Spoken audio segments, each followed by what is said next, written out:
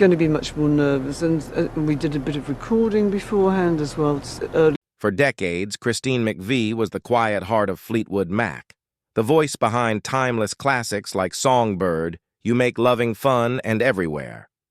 While Stevie Nicks brought the mystique and Lindsey Buckingham the fire, it was Christine who grounded the band with warmth, grace, and soul.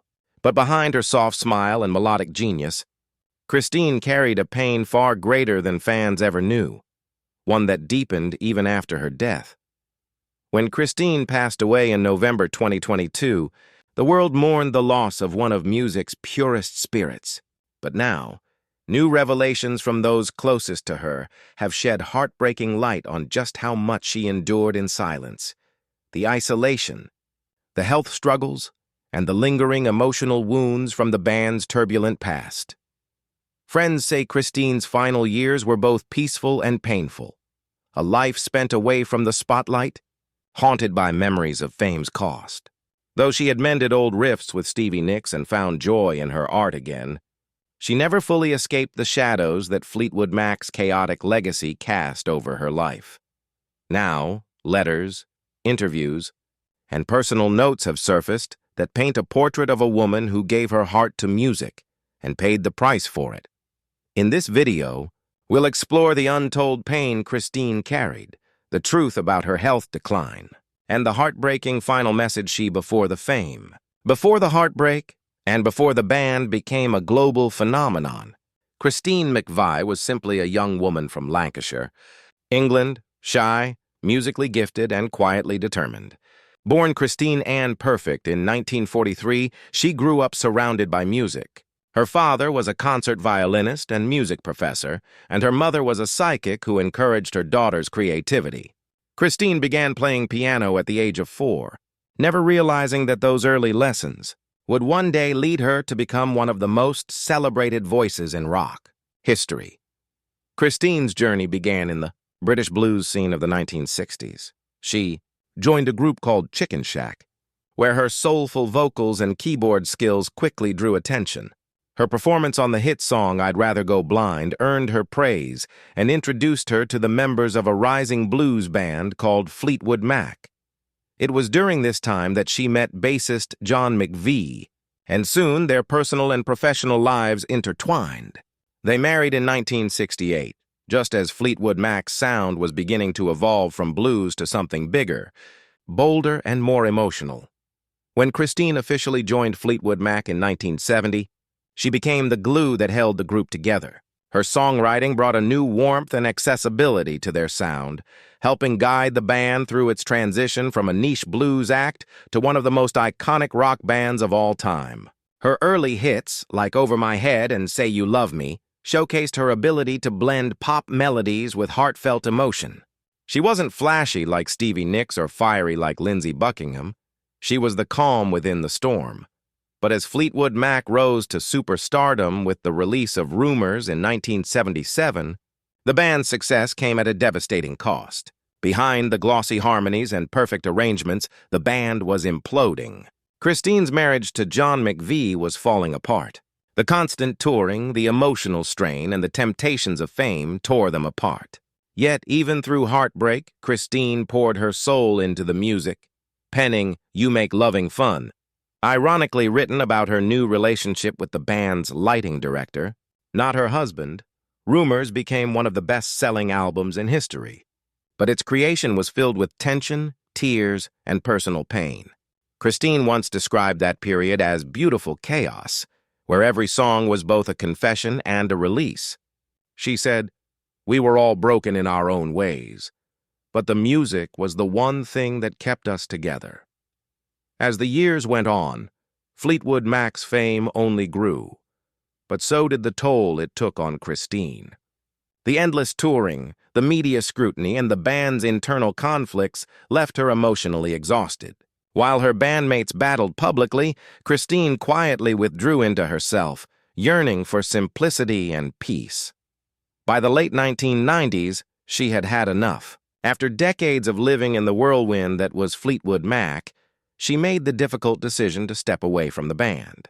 Fans were shocked, but Christine later explained, I just wanted to live a normal life, to have a home, a garden, and some quiet. Her departure left a hole in Fleetwood Mac's heart.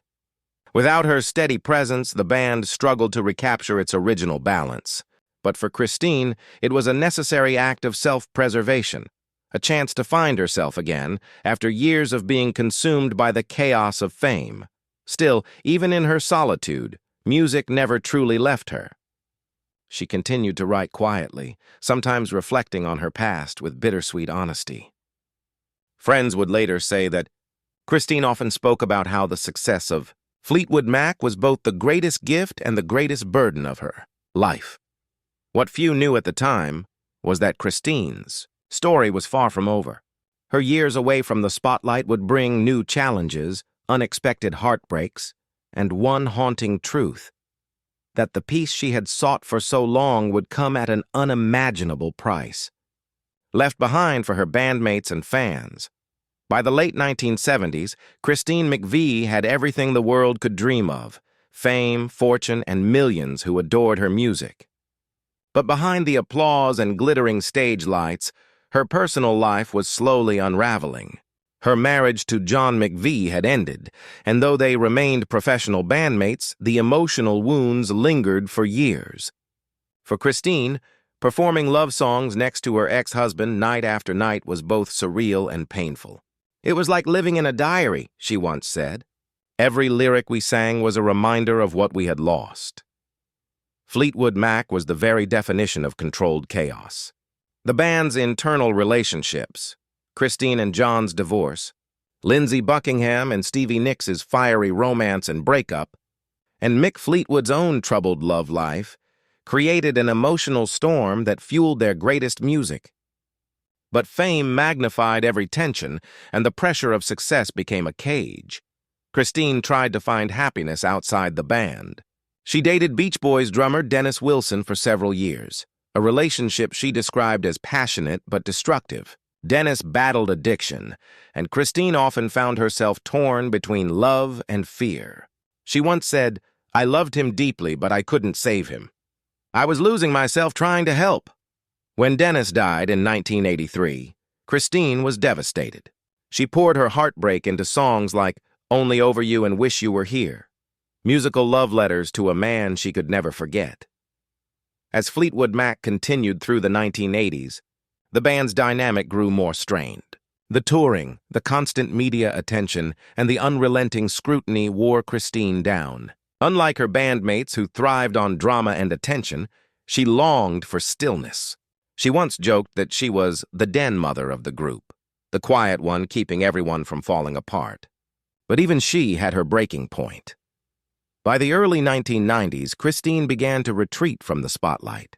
She recorded solo albums, including the critically acclaimed Christine McVie in 1984, but fame no longer brought her joy. She described feeling trapped by her own success, admired by millions, yet deeply lonely. "I had everything I was supposed to want," she said, "but I didn't feel whole." In 1998, after Fleetwood Mac was inducted into the Rock and Roll Hall of Fame, Christine made a stunning decision. She quit the band. For the first time in nearly 30 years, she walked away from the music that had defined her life. Friends said she was exhausted, emotionally, mentally, and physically. The constant travel, the pressure to perform, and years of emotional turmoil had taken their toll. She moved to the English countryside, far from Hollywood and fame, seeking the quiet she had always craved. Her days became simple: cooking, gardening, painting, and walking her dogs. "I just wanted to be normal again," she said in one of her rare interviews. But while the world assumed she had found peace, those close to her knew she was struggling with loneliness and regret. Christine missed her bandmates, especially Stevie Nicks, with whom she had shared a deep sisterly bond. Despite their different personalities, the two women had always supported each other in a male-dominated industry. Years later, Stevie would say, "Christine was my best friend in the world. Losing her from the band was like losing my other half." But Christine wasn't gone forever. In 2014, after nearly 16 years of silence, she surprised everyone by rejoining Fleetwood Mac. Her return brought fans to tears, and for a brief moment it felt like the magic was back. The world saw a smiling Christine on stage, gracefully singing Songbird once again. But what most didn't see was that behind her radiant comeback, she was hiding growing health problems and private pain that she refused to share publicly. As her health began to decline, Christine continued to perform, driven by her love for the fans and the music that had defined her life. Yet even as she smiled through the spotlight, those who knew her best could see the sadness in her eyes, a quiet acknowledgement that her final chapter was approaching faster than anyone wanted to believe. When Christine McVie rejoined Fleetwood Mac in 2014. After a 16-year absence, fans rejoiced. It was as if the missing piece of the puzzle had finally returned. The band's chemistry, long fractured by time and tension, suddenly felt whole again. Christine's voice, gentle, soulful, and unmistakably sincere, breathed new life into songs that had defined generations. But behind, Christine was always private, even among her bandmates. While Stevie Nicks openly shared her struggles and emotions, Christine internalized hers. She didn't want pity. She wanted to be seen as strong, capable, and dedicated to her craft until the very end. But as the years went on, her energy waned. Friends noticed her retreating from social gatherings, avoiding long rehearsals, and struggling to keep up with the physical pace of touring. Still, when the band reunited for the massive On With The Show tour, Christine delivered every performance with quiet grace. Her renditions of Songbird and You Make Loving Fun often brought audiences to tears. That voice, Stevie Nicks said later, was heaven itself. Even when she was tired, even when she was hurting, Christine could still make time stop. But by 2019, Christine's health had worsened. She confided in a few close friends that she was suffering from severe back pain and other complications that made performing difficult. She quietly turned down several opportunities for solo work and appearances. While she never publicly discussed her illness in detail, her physical fragility became evident in her final interviews. In 2022, just months before her passing, Christine sat down for what would become one of her last major interviews. She appeared thin but radiant, her voice still carrying that calm optimism fans loved. When asked about Fleetwood Mac and her legacy, she smiled softly and said, "I've lived a wonderful life. I've made mistakes, sure, but I have no regrets. The music was my true love." What she didn't share was that her health was rapidly deteriorating. Friends later revealed she had been struggling with a short illness, complicated by long-term issues that had weakened her body over the years. True to her character, Christine chose to keep her suffering private, never wanting to burden others. Even in her final weeks, she continued writing notes and small melodies at home, fragments of songs that would never be completed. When news of her passing broke on November 30th, 2022, the music world was stunned. Fans across the globe mourned the loss of a woman whose songs had defined love, heartbreak, and hope for half a century. Her bandmates were devastated. Stevie Nicks posted a handwritten letter saying she hadn't known Christine was so ill, that she had been planning to visit her only to find out too late. "A part of my heart has gone with her," Stevie wrote. "She was my best friend in the whole world." Mick Fleetwood called her the soul of Fleetwood Mac, saying the band would never be the same without her calm presence and quiet wisdom. John McVie, her ex-husband, reportedly broke down upon hearing the news, saying simply, "We started this together and I'll miss her forever." Christine's death felt especially tragic because it came so quietly, without spectacle or farewell. It was exactly how she had lived, graceful, understated, and deeply human.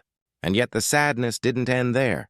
After her passing, what friends and family revealed about her final thoughts, her last letters, and her true emotional struggles made her story even more heartbreaking. A final glimpse into the soul of a woman who gave everything to music, but lost more than anyone ever knew. After Christine McVie's peaceful passing in November 2022, those closest to her began to uncover pieces of her final story, letters, notes, and memories that painted a far more emotional picture of her final years than anyone had realized. What they found revealed a woman who had accepted her fate with grace, but who was still haunted by regrets, love left unspoken, and a deep longing for the simple joy that fame had once taken from her.